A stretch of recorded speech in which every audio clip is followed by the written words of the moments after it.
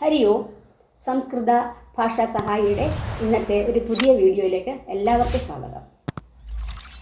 ഇന്ന് നമ്മൾ കേട്ടക് 4 എക്സാമിനേഷന് വേണ്ടിയിട്ടുള്ള ക്ലാസ്സാണ്. അതായത് സംസ്കൃത സാഹിത്യത്തെക്കുറിച്ച്. സാഹിത്യത്തിൽ ഓരോ ക്വസ്റ്റ്യൻസ് ആയിട്ട് മറ്റേ ചോയ്സ് ക്വസ്റ്റ്യൻ ആയിരിക്കും നിങ്ങൾക്ക് വരുന്നത്. അപ്പം ഇവിടെ വൺ വേർഡായിട്ടാണ് ഞാൻ പറയാൻ പോകുന്നത്. അപ്പം നോക്കാം നമുക്ക്. ആദ്യം സംസ്കൃത സാഹിത്യസ്യ പ്രഥമം ഗദ്യകാവ്യം. സംസ്കൃത സാഹിത്യത്തിലെ ആദ്യത്തെ ഗദ്യകാവ്യം ഏതാണ്? ദശകുമാരചരിതം. ദശകുമാരചരിതം എഴുതിയതാരാണെന്ന് അറിയാമോ? ദണ്ഡിനി. അപ്പോൾ ദണ്ഡി എന്നുള്ള ആ സാഹിത്യകാരൻ, അദ്ദേഹത്തിന് ഒരു പ്രത്യേകതയുണ്ട്. അദ്ദേഹത്തിൻ്റെ കൃതികൾക്ക് പദലാളിത്യമാണ്. എന്താ പദലാളിത്യം എന്ന് പറഞ്ഞാൽ? പദങ്ങൾ ലളിതമായ പദങ്ങളായിരിക്കും. ദണ്ഡിനഹ പദലാളിത്യം എന്നാണ്.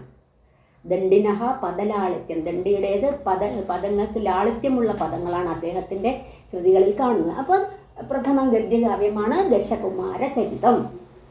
വേറെ ചോയ്സ് തരും, എന്നിട്ട് നമുക്ക് ഏതാണ് ആൻസർ, അത് ഇതാണ് ആൻസർ, അങ്ങനെ എഴുതുക.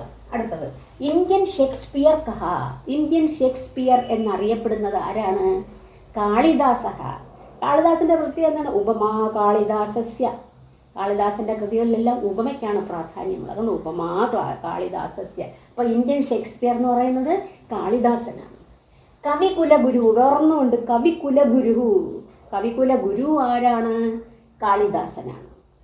ഇനി കാളിദാസസ്യ മഹാകാവ്യാനി. 2 മഹാകാവ്യങ്ങളുണ്ട് കാളിദാസന്. ഏതൊക്കെയാണ്? രഘുവംശം, കുമാരസംഭവം. രഘുവംശം, കുമാരസംഭവം. കാളിദാസസ്യ ഖണ്ഡകാവ്യം കിം. ഖണ്ഡകാവ്യം ഏതാണ്? ഋതുസംഹാരം. ഇനി അഭിജ്ഞാന ശാകുന്തളസ്യ കർത്ത. അഭിജ്ഞാന ശാകുന്തളം എന്ന് പറയുന്നത് നാടകമാണല്ലേ, അതിൻ്റെ കർത്താവ് ആരാണ്? കാളിദാസ.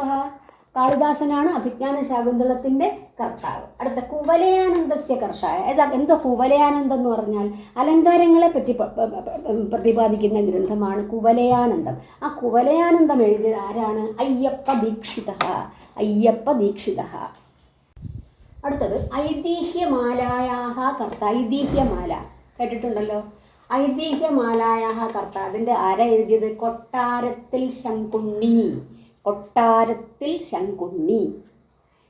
ഗീതാ ഗോവിന്ദസ്യ കർത്ത. ഗീതാ ഗോവിന്ദം കേട്ട് കാണുമല്ലോ. ഗീതാ ഗോവിന്ദസ്യ കർത്താവ് ആരാണ്?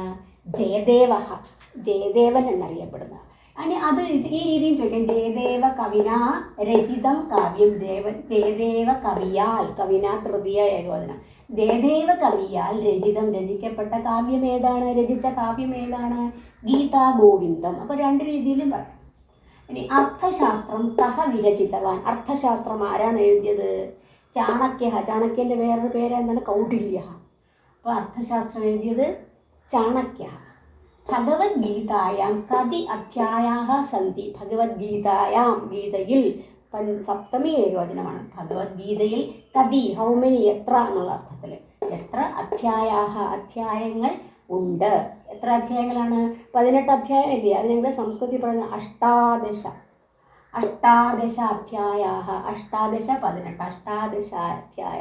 പുരാണങ്ങളല്ലേ, 18 പുരാണങ്ങളല്ലേ? അഷ്ടാദശ പുരാണാനി. ഇനി സംസ്കൃത ഭാഷായാം പ്രചലിത പ്രഥമ ചലച്ചിത്രം കിം. സംസ്കൃത ഭാഷായാം, അതും സപ്തമി ഏകവചനം. സംസ്കൃത ഭാഷയിൽ പ്രചലിച്ചിരുന്ന ആദ്യത്തെ ചലച്ചിത്രം, ആദ്യത്തെ സിനിമ ഏതാണ്? സംസ്കൃത ഭാഷയിൽ ആദിശങ്കരാചാര്യ. ആദിശങ്കരാചാര്യരാണ്.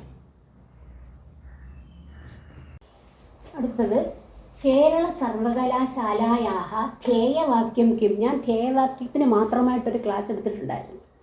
അത് എല്ലാം അതിനകത്ത് വരാത്തത് കൊണ്ടാണ് ബാക്കി ഇതിനകത്ത് പറഞ്ഞിരിക്കുന്നത്. അതിലില്ലാത്തതല്ല ഇതിൽ കാണും. കേരള സർവകലാശാലയുടെ, സർവകലാശാലായാഹ എന്ന് വെച്ചാൽ ഷഷ്ടി ഏകവചനം.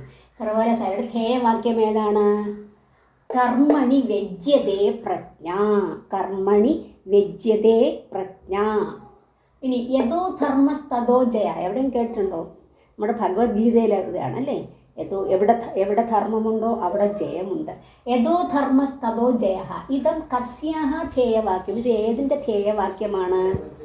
സർവോच्च ന്യായാലയസ്യ. സർവോच्च ന്യായാലയസ്യ എന്ന് പറഞ്ഞാൽ സുപ്രീം കോർട്ട്. അതിൻ്റെ പിന്നെ ധ്യേയവാക്യമാണ് ഇത്. പഞ്ചമഹാകാവ്യാനി കാനി, പഞ്ചമഹാകാവ്യങ്ങൾ, 5 മഹാകാവ്യങ്ങളുണ്ട്. അത് ഏതൊക്കെയാണ്? രഘുവംശം, കുമാരസംഭവം, കിരാതാർജുനീയം, ശിശുപാലവധം, നൈഷധീയ ചരിതം. ഇപ്പോൾ ഇവിടെ രഘുവംശവും കുമാരസംഭവവും ആരുടെയാണ്? കാളിദാസൻ്റേതാണ്. കിരാതാർജുനീയം ആരുടെയാണ്? ഭാരവി. ശിശുപാലവധം ആരുടെയാണ്? മാഘൻ. നൈഷധീയ ചരിതം ശ്രീഹർഷ. അപ്പോൾ ഈ 5 മഹാകാവ്യങ്ങൾ. പേര് മനസ്സിലാക്കി വയ്ക്കുക. അപ്പോൾ രഘുവംശം, കുമാരസംഭവം, കിരാതാർജുനീയം, ശിശുപാലവധം, നൈഷധീയ ചരിതം. ഈ സംസ്കൃത ദിനം കഥ ആചരതി. സംസ്കൃത ദിനം എപ്പോഴാണ് ആചരിക്കുന്നത്? സംസ്കൃത ദിനമായിട്ട് ശ്രാവണ പൂർണിമ ദിവസമാണ് സംസ്കൃത ദിനമായിട്ട് ആചരിക്കുന്നത്. അടുത്തത് പഞ്ചമഹാകാവ്യേഷു ബൃഹത്തമഃ കാവ്യം കിം. പഞ്ചമഹാകാവ്യങ്ങൾ പറഞ്ഞു 5 അല്ലേ? അതാണ് പഞ്ചമഹാകാവ്യം. അതിൽ കാവ്യേഷു, അവയിൽ, പഞ്ചമഹാകാവ്യങ്ങളിൽ, ഇത് സപ്തമി ബഹുവചനം, ബൃഹത്തമഃ, ഏറ്റവും ബൃഹത്തായ, വലുതായ, വലിയ കാവ്യം ഏതാണ്? നൈഷധീയ ചരിതമാണ്. ആ നൈഷധീയ ചരിതം ആരുടേതാണെന്ന് പറഞ്ഞു? ശ്രീഹർഷൻ്റെയാണ്. സംസ്കൃത ദിനാചരണം കഥ ആരബ്ധം. സംസ്കൃത ദിനാചരണമുണ്ട്. ആ ദിനം ആചരിക്കുന്നത് കഥ എപ്പോൾ ആരംഭിച്ചു? എപ്പോഴാണ് ആരംഭിച്ചത്? ആദ്യമായിട്ട് 1961 തമേ വർഷേ, ആ വർഷത്തിൽ. സപ്തമി. കേരളേ പ്രസിദ്ധം സംസ്കൃത കലാരൂപം. കേരളത്തിലെ പ്രസിദ്ധമായ സംസ്കൃത കലാരൂപം ഏതാണ്? കൂടിയാട്ടം. അനുഷ്ടുപ്വൃത്തെ വിരചിതം ഇതിഹാസ കാവ്യം കിം. നിങ്ങൾ അനുഷ്ടുപ്വൃത്തൊക്കെ പഠിച്ചതാണ്. ആ അനുഷ്ടുപ്വൃത്തത്തിൽ രചിച്ച ഇതിഹാസ കാവ്യം ഏതാണ്? വാൽമീകി രാമായണം. അപ്പോൾ ഇങ്ങനെ കുറേ സംസ്കൃത സാഹിത്യമായിട്ട് ബന്ധപ്പെട്ടത് തന്നിട്ടുണ്ട്. അത് നിങ്ങളെല്ലാം പഠിക്കുക.